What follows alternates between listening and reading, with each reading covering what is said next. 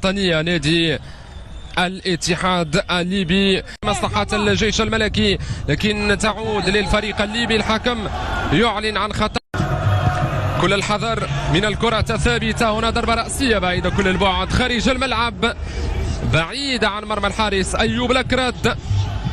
تمر بسلام على مرمى فرص ويتواصل الضغط الليبي في هذه اللحظات في منطقة الجزاء. يصل إيماني شيموي لعناصر نادي الجيش الملكي إمكانية التسجيل، لكن لم تكن التمريرة بالشكل المطلوب. وصلت بسلام لحارس المرمى معاد اللافلي ملهرم. ما زالت الفرصة متواصلة. حذاري عبد الغفور. الهدف الأول حذرت كثيرا من عبد الغفور مهري يسجل الهدف الأول لفائدته ولمصلحة نادي الاتحاد. المهاجم المغربي عبد الغفور مهري يسجل الهدف الأول لنادي الاتحاد. هذا هو السيناريو الذي لم نكن نتمناه. هذا هو السيناريو الذي لم نكن نتمناه. نادي الاتحاد ينجح في مقابلة اليوم على المهاجم الصاد مصطفى آدم النفاتي. التسديد بشكل ممتاز.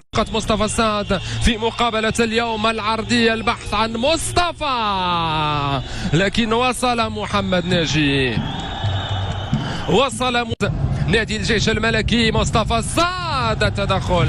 التدخل من محمد ناجي. كانت فرصة، كانت محاولة. لامين إمكانية التسديد من لامين.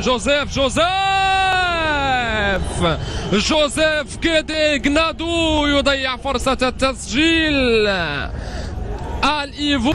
تعود الكرة من جديد دائما لعناصر نادي الاتحاد. فرصة للاتحاد. الهدف الثاني لفائدة ولمصلحة نادي الاتحاد.